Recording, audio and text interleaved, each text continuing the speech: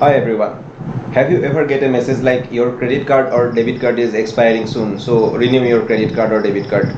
Or have you ever received any message, some religious messages like send this particular message to 10 of your contacts and you'll be getting a very good news within 1 hour or within a day, something like that.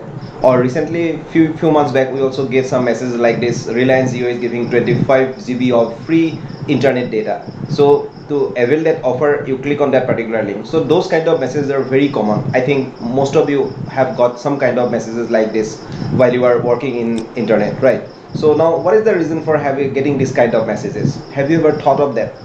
Why those kind of messages are actually we are getting from time to time in our SMS, in our WhatsApp message, or sometimes in the email also we are getting. So these are all because of some kind of attack that is going to be initiated by some of the hackers, and those kind of attacks are basically known as the phishing attack. Okay, now today we are going to discuss about what is phishing and different kind of issues associated with this phishing. So phishing is a very risky and very dangerous problem that every one of us are facing from time to time, right? So that is why actually main objective is basically we need to be very much secure our means we have to be very much securely browse the net so that nothing happens like that and we are safely browsing the internet. So basically today we are going to discuss about phishing, and first of all we need to understand what is phishing and what does it mean actually. The first of all, as I already told you, phishing is basically a kind of attack which starts from the email.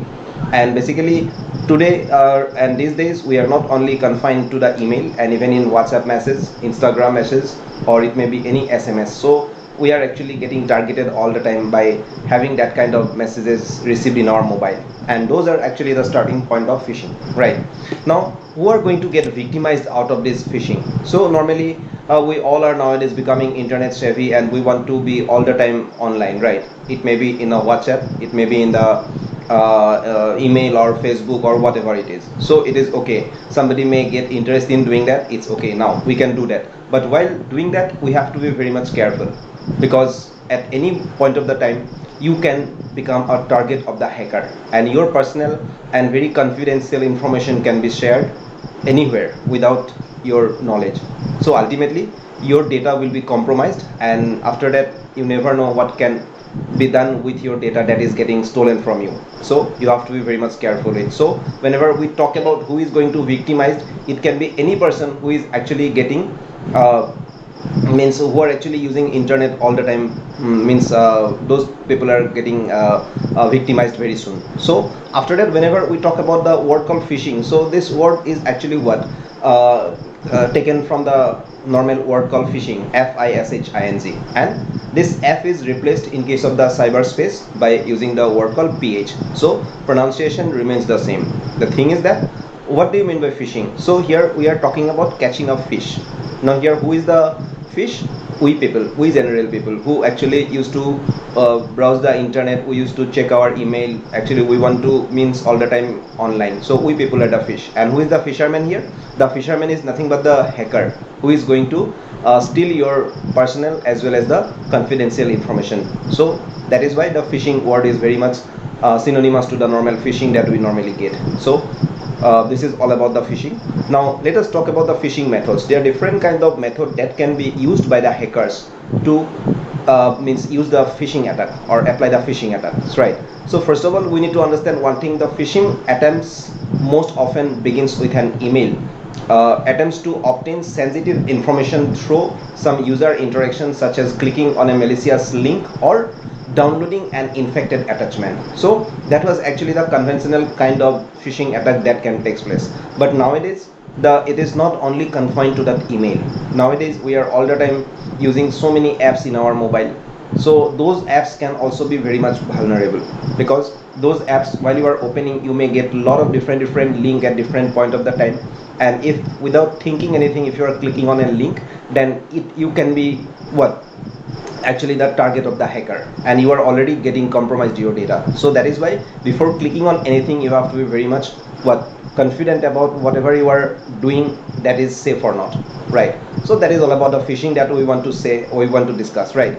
But phishing in conventional manner, it starts with SM email, but nowadays it is not only confined to the email, it can be any platform, any kind of app that can actually be the starting point of the phishing attack. Now after that, there are different kind of common thing that we must understand. The first thing is link manipulation. So what does it mean? Suppose for example, in your email you are getting a message like your credit card or debit card is going to expire soon, so to continue with the service, click on the following link, and it shows the link of the SBI page. It looks like the State Bank of India web page, but if you carefully have a look on that, it might not be the SBI link, because SBI can have a different, suppose normal the standard SBI link is sbi.co.in. If somebody is changing it to a different kind of, suppose address, then you might not be very carefully looking at it. So that can be the basically the targeting, the people are targeting you. So that is why before you click on any link, you have to be very much careful with. So link manipulation is all about that. It looks like the address of the original website, but it actually not, it is having a different link to a hacker's website. So be careful while clicking on any link. Next one is website forgery. What does it mean? So basically what happens whenever we talk about the website forgery, it is what, like suppose the interface that we get of any common website. So the hackers are creating similar kind of interface, just it has got some small differences which are actually not very much easy to actually detect if you directly go and look at it, right? But those web pages are actually designed by the hackers, so that if you do any kind of activity on those pages, basically it will take you to a different place where you can compromise with your all data. So that is why website forgery is one of the very common kind of way the hackers are basically using to actually apply the phishing attacks. So before you click on any website or you are visiting a website, be very much careful and be very much confident that you are actually clicking on the means you are in the website of the parent particular application. So be careful on that. The third one is convert redirection. So what is that? Suppose while you are using suppose you are using a particular website and you are getting some kind of information on it, and suppose you are clicking on a particular link, so it is supposed to take you to, suppose, online sbi.co.in website, but the hackers are actually changing it to a different location, and they are setting the target as a different website, the website which is of the hackers website. So it looks similar to the parent website, but once you go to that, once you are giving the information in that particular website or in the particular web page, then after you click on the submit button, so the next process does not happen, but you have already provided your very much confidential and information, secure information to the particular website, and these are actually already getting accessed by your hacker. So you have to be very much careful with while you are clicking on any link, and whether it is basically a genuine link or not, be very much sure about that. Now after that, what happens, like normally whenever we are using the internet, we are getting so many mails every day. Nowadays our mailbox, our inbox are already means all the time full with different kind of mail. Now whether you are supposed to click on any link or not, first of all you have to be very much careful. Why? Because those links directly may not be very much useful for you, but after clicking on that, it may actually install some of the software in your mobile or in your laptop, and those softwares can periodically keep transferring the confidential information from your computer to the hacker's website. So you have to be very much careful with. Not only that, there are some kind of MS Word page or PDF file can also be vulnerable, because it looks like a PDF or a MS Word or any MS Office file, but if you open that, it can be getting some link inside that, and if you click on that link, your actually data is getting compromised. So this is one of the very important kind of attack that can take place. So the hackers are also using that kind of techniques, and not only those, remember, the hackers are also getting smart day by day, and they are trying to use different kind of technology, different kind of ways, so that they can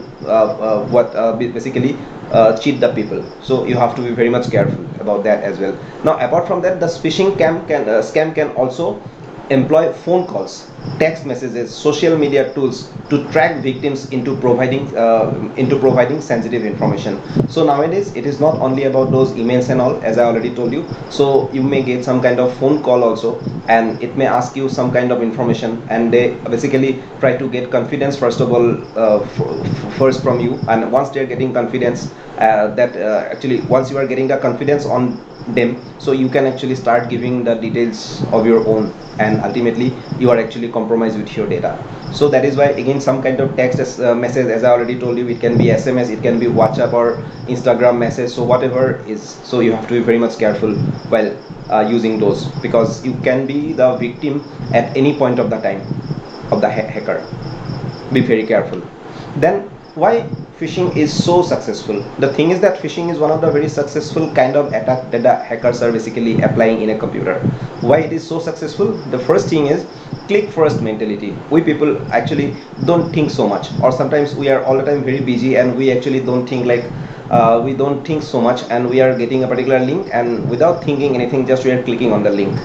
So those kind of mentality actually we need to change. Before I click anywhere, I have to be very much sure whether I am clicking on the required link or not. So that is one of the thing. The next thing is what? Direct trust rather than verified. So whenever we are getting some kind of SMS, we people are very much simple, so we used to trust anybody. So without thinking anything, just because of the trust factor that we have, we are clicking on something, and by doing that, actually we are already compromising with our data. Be very much careful about that as well. Now the next thing is what? The feeling privileged or personalized. Suppose you are getting a mail which the mail actually praises you a lot, so we all are very much satisfied with those kind of email. We are getting personalized, we are getting privileged kind of what mentality. So as a result of what happens, we feel very happy, and we all the time give our details to the target mail. So that we should all the time avoid. The next thing is what? Types of the phishing attack. There are different kind of phishing attack that takes place. So we actually can categorize the phishing attack into different types. So let us see what are the different types of phishing attacks that we can have. The first thing is the email phishing. As I already told you, this is the most conventional way. Like the hackers are going to send some kind of email. That email may contain a link, and once you click on the link, and it will take you to a different web page where you have to fill up some kind of information, and once you click on the submit, your data is getting accessed by the hacker. That is the kind of attack that we can get. And in the email also we can get some kind of attachment, which is a exe file. It may be a MS Office file, it may be a PDF file, which ultimately may contain some malware which can actually what infect our computer, as well as it can also keep sending the data from our computer to the hacker's site. So that is the kind of thing that can take place through the email. The next thing is what? Spear phishing. So spear phishing is also similar to the email, but here what happens, it is much more personalized, because whenever I talk about the email phishing, it is a general kind of mail that most of the target audience or target user is getting. But whenever we talk about the spear phishing, what is that? So it is going to be a kind of it is going to get some kind of personalized kind of email to a particular person, because the hackers are already using different means. They already know something about the particular user, and by using those data, they are going to send some kind of specific mail to a specific client or the user, internet user, so that they are getting some kind of privileged, and they are actually sharing their information because of the confidence that already gained by the hacker from the user. So those kind of things are basically known as spear phishing. The third one is the whaling. What is this whaling? Whenever I talk about whaling, it is basically the in case of this kind of attack, they are basically going to target the senior most people of a particular organization. Whenever we talk about the senior most people, it may be the CEO, or it may be the head of the particular branch or department, like that. So once they are getting the confidence of those people, they can actually start doing some different kind of phishing attack with the employees, as well as the main head of the particular branch may also getting compromised with his or her data. So those kind of thing can take place. The fourth one is smishing and phishing. So these two are basically, whenever I talk about the smishing, we are talking about SMS kind of message that we are getting, which has got some link, and that link is basically a very much infected link. And phishing means giving some kind of voice calls to a particular client to have some kind of access to his or her personal and confidential data. So that is all about the smashing and phishing. The next one is the angular phishing. So this is very common nowadays, angular phishing. So what is this angular phishing? Now we all most of the time like to spend our time in Facebook, Instagram, or all those places, and sometimes we also getting frustrated of something. Then what happens, like suppose today I went to a bank, that is my own bank account, means my own bank branch, and I was not getting a proper service from them. What I'll do, I'll just come back from the bank and I'll be giving a post on my social media site. Then what happens, so once I'm giving that kind of message, the hackers are already going to have access to the social media site, and they all the time keep tracking like what kind of messages the people are basically posting on their personal pages. And they also use some kind of sophisticated software as well. So when those kind of messages are basically posted by someone, instantly they will come to know about that. And by using those kind of messages, they will start studying about that particular client, and after that they will start actually giving some kind of personalized email to them, and they will try to contact the person and try to solve his problem. So in that way, actually they are not going to solve the problem, they are actually going to collect the information, some personal and confidential information from you, and they are actually going to make you vulnerable to those kind of attacks. So that is all about the angular phishing. Now the next thing is how to prevent phishing attacks. Whenever I talk about how to prevent phishing attacks, we can actually take some kind of measure while we are in the internet. So those kind of activity or those kind of steps can actually helps us, so that we can all the time avoid from this kind of phishing attack. We can make ourselves up to some extent secure. Although all the time the hackers are using different kind of techniques, it might not be possible all the time, but we have to be as much concerned as possible, because all the time we have to make our personal and confidential data secure with us. Now what are the different kinds of things that we can think about? The next thing is if you see, organizations should educate its employees, because normally in an organization we are going to get some kind of bulk SMS. So those bulk SMS can actually target many people at the same time. So while using the internet in an organization, so we have to be very much careful while clicking or opening any kind of link. So that is the thing. Then the cyber attackers are always refining their techniques, and continued education is imperative. That means we people should not all the time confine our knowledge to the classical concept of phishing, because the cyber attackers are all the time inventing new techniques. So we all the time need to get updated ourselves, so that if something new happens, new kind of attack comes, we already become aware of that. So those kinds of things are there. Then the next thing is some telltale sign of a phishing email include offer from online shopping website. Normally we used to get some offer, because suppose I am having an account in Facebook, or sorry, in the suppose we are having an account in Facebook, and the Facebook page, suppose we are getting some kind of offer from suppose Flipkart or SMS Flipkart, or suppose we are getting some kind of SMS from any kind of shopping websites like Amazon, Flipkart, all those things. So those offers may not be directly from the Flipkart or Amazon. We have to be very much sure before we start accessing those kind of offer. So that is the first thing. Apart from that, we can also talk about the unusual sender. So what does it mean? Whenever, as I already told you, we used to get so many mail, every minute we are getting so many mail from different users. So while you are getting a email, so you have to be very much careful whether that email is important for you or not. If it is not at all important, then it's better to directly delete the email.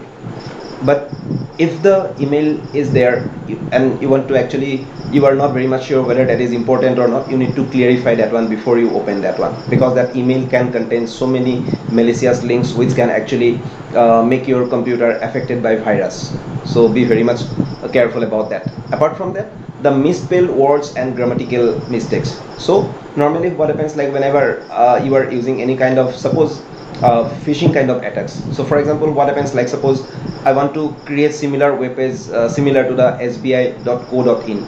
So what happens, the sbi.co.in is already getting registered, so no other can have sbi.co.in.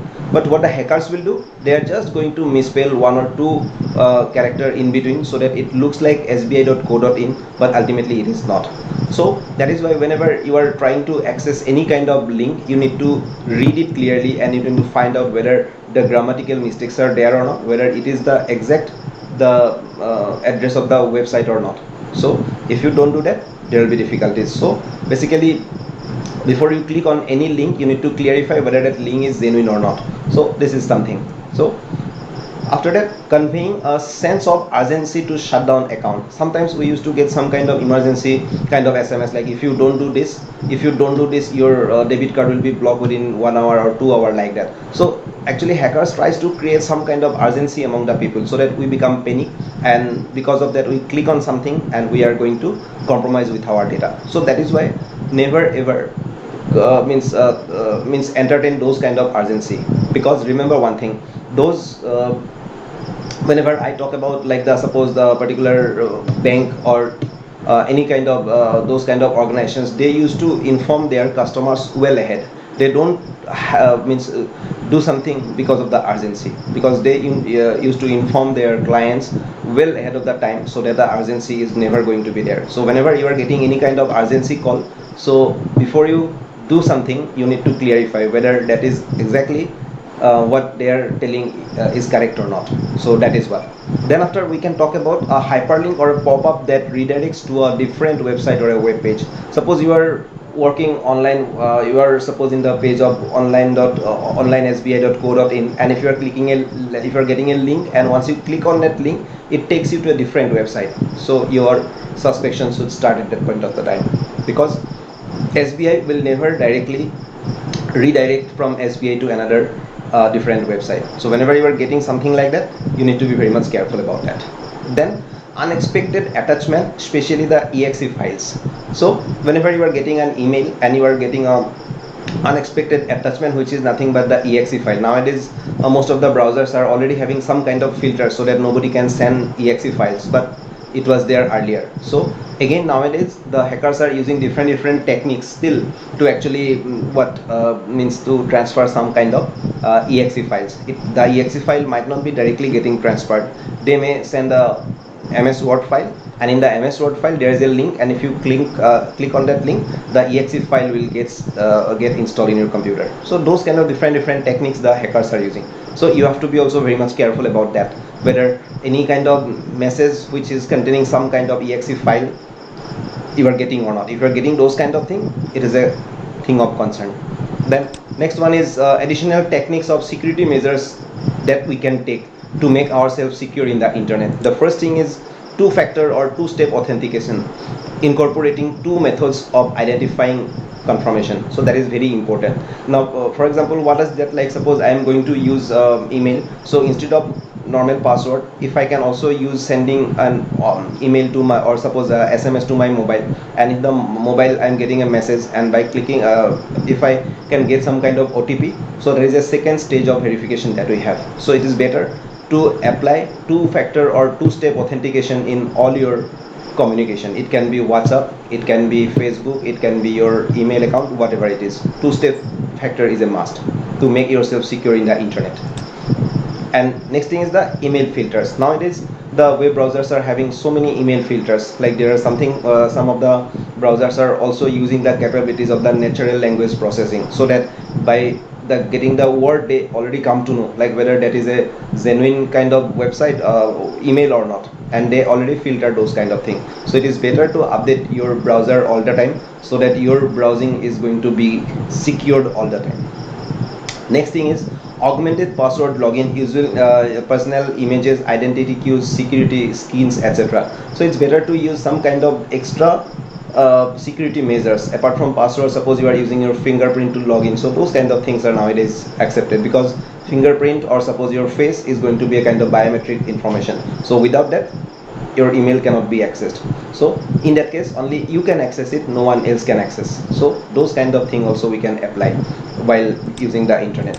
So this much is all for today. I think you got some basic idea about phishing attack today. In the coming days, we'll be having another video where we'll be discussing about different case studies of phishing, like different kind of case studies of phishing, like who are getting affected by those kind of phishing. So in the coming lectures, we'll be discussing about that. Thank you everyone.